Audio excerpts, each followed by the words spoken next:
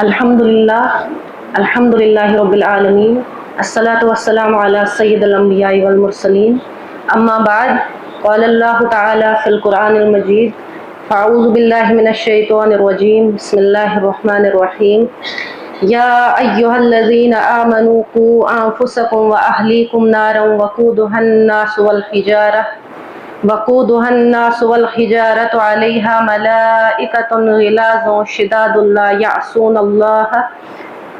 يعصون الله ما أمرهم ويفعلون ما يؤمرون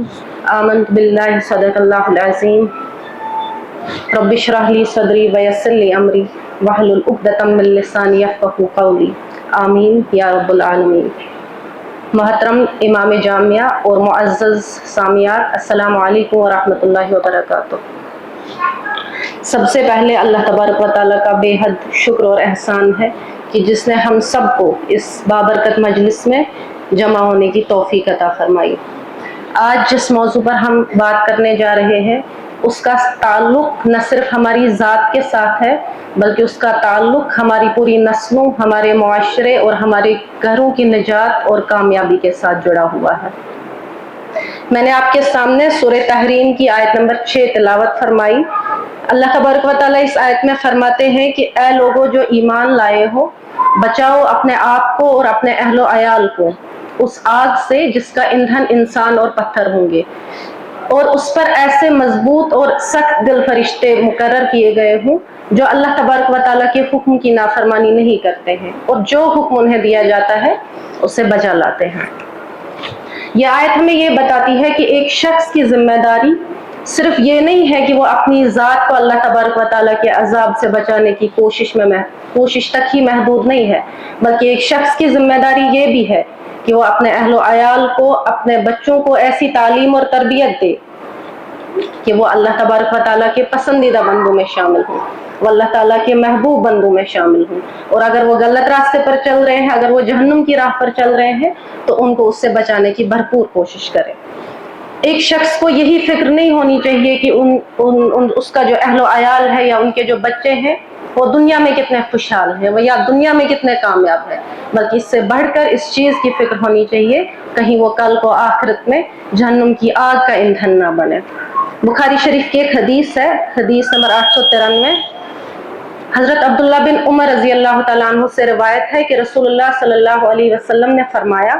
کہ تم میں سے ہر ایک شخص رائی ہے، یا تم میں سے ہر ایک شخص نگہبان ہے یا ذمہ دار ہے، اور اس کو اس چیز کا جواب دینا ہوگا۔ یعنی تم میں سے ہر ایک مرد جو ہے وہ اپنے اہل و عیال کا رائی ہے اور اس چیز کا جواب دے ہوگا۔ تم میں سے ہر ایک عورت جو ہے اپنے شوہر کے گھر اور بچوں کی رائی ہے، بچوں کی ذمہ دار ہے یا نگہبان ہے، اور اس کو اس کا جواب دینا ہوگا۔ ایک خادم جو ہے وہ اپنے مالک کے مال کا نگہبان ہے اور اس کا وہ جواب دہ ہوگا۔ یعنی ہم میں سے ہر ایک شخص، ہر ایک باپ، ہر ایک ماں، ہر ایک بیٹی اور ہر ایک بہن اپنے دائرے میں نگہبان اور ذمہ دار ہے، اور کل کو قیامت کے دن اللہ تبارک و تعالیٰ کے سامنے اس کا جواب دینا ہوگا۔ ہر ایک والدین اپنے بچے کو دنیا کے قابل بنانے کے لیے بے حد کوشش، بے حد محنت کرتے ہیں، لیکن سوال یہ ہے کہ کیا ہم اپنے بچوں کو آخرت کے قابل بنا رہے ہیں؟ یہ بہت اہم ہے۔ اس لیے ہم سب کو چاہیے کہ ہمارے گھروں میں ایسا ماحول ہو کہ جہاں ہم اپنے بچوں کو سٹوریز یا پوئمز کی بکس لا کے دیتے ہیں، وہاں اگر ہم ان کو سیرت رسول صلی اللہ علیہ وسلم کے چھوٹے چھوٹے واقعات پڑھ کر سنائیں، یا سیرت صحابہ بتائیں، صحابیات کی سیرت کے چھوٹے چھوٹے واقعات ان کو پڑھ کر سنائیں، ان کو ہمارے اسلاف کے واقعات بتائیں، ان کو بہادری کے ایسے واقعات بتائیں جیسے حضرت خالد بن ولید رضی اللہ تعالیٰ عنہ کے، جن کو سوارڈ آف اللہ سبحانہ و تعالیٰ کہتے ہیں، اللہ تعالیٰ کی تلوار کہتے ہیں۔ ایسے ہی اگر ان کے سامنے ہم سیرت بیان کریں گے، ان کو قرآن کی چھوٹی چھوٹی آیات کا ترجمہ بتائیں گے، ان کا دل جو ہوگا وہ اللہ تبارک و تعالیٰ کی طرف مائل ہوگا، ان کے دلوں میں بچپن سے اللہ تعالیٰ کی محبت پیدا ہوگی، اور ان کا جو دل ہے وہ دین کی طرف راغب ہوگا۔ ایسی تعلیم اور تربیت ہو کہ کل کو اچھے ڈاکٹرز بنے، کل کو اچھے انجینئرز بنے، اچھے سائنٹسٹ بنے، دنیا میں بہت کامیاب ہوں، لیکن اس کے ساتھ ساتھ وہ اچھے انسان اور اچھے مسلمان بنے، جو کہ سب سے اہم ہے۔ کیونکہ یہ دنیا جو ہے، یہ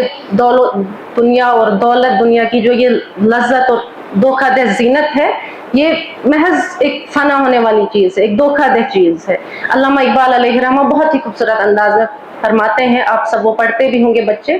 کہ یہ مال و دولت دنیا, یہ رشتہ و پیون, بتان وہم و گما, لا الہ الا اللہ. یعنی یہ جو دنیا کی جو یہ مال و متاع ہے, یہ محض ایک زینت ہے, محض ایک دھوکہ ہے. اصل حقیقت جو ہے وہ لا الہ الا اللہ کی معرفت ہے. لیکن ہم سب اس دنیا میں اتنے مست اور اتنے مگن رہتے ہیں کہ ہم اپنی آخرت کو بھول جاتے ہیں. ہم پڑھتے ہیں سورہ تکاثر میں, اللہ تبارک و تعالیٰ کیا فرماتے ہیں, الہاکم التکاثر حتی زرتم المقابر, یعنی تم لوگوں کو زیادہ سے زیادہ ایک دوسرے سے بڑھ کر اس دنیا حاصل کرنے کی دھن نے غفلت میں ڈال کے رکھا ہے. حتی زرتم المقابر, یہاں تک کہ تم قبر میں پہنچ جاتے ہو. یعنی انسان قبر تک پہنچ جاتا ہے, قبر میں پہنچ جاتا ہے, لیکن اس دنیا کی جو دنیا میں جتنا مست اور مگن رہتا ہے کہ اس کو خیال اپنی آخرت کا نہیں ہوتا ہے, اور قبر تک پہنچ جاتا ہے. اور ہم سورہ کہف میں بھی پڑھتے ہیں کیا, المال والبنون زینت الحیات الدنیا, یعنی یہ جو مال اور اولاد ہے یہ دنیا کی ایک دنیائی زینت کی ایک دنیا کی ایک ہنگامی آرائش ہے. والباقیات الصالحات, باقی رہنے, والباقیات الصالحات خیر عند ربک ثوابا وخیر عملا, یعنی باقی رہ جانے والی تمہارے پاس تمہاری نیکیاں ہی ہیں جو تمہارے رب کے نزدیک سب سے بہتر ہیں, اور انہی سے اچھی امیدیں وابستہ کی جا سکتی ہیں. اس لیے ہم سب کو چاہیے کہ اپنے دلوں کو اس دنیا کے ساتھ اتنا نہ جوڑیں کہ ہمیں آخرت بھول جائے, بلکہ اپنے دلوں کو آخرت کے ساتھ جوڑیں, اپنے دلوں میں اللہ تبارک و تعالیٰ کی محبت پیدا کریں, اور آخرت کی یاد ہو ہمارے دلوں میں.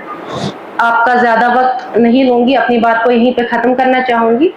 اللہ تبارک و تعالیٰ سے دعا ہے کہ آپ سب کا اس مجلس میں آنا اور اللہ تعالیٰ کے اس پیغام کو سننا قبول فرمائے, اور ہم سب کو اس پر عمل کرنے کی توفیق عطا فرمائے. ہمارے گھروں کو اخلاق, تقوی اور علم کا گہوارہ بنائے, اور ہم سب کو قیامت کے دن اپنے نیک بندوں کے ساتھ اٹھائے. وآخر دعوانا الحمدللہ رب العالمین. السلام علیکم.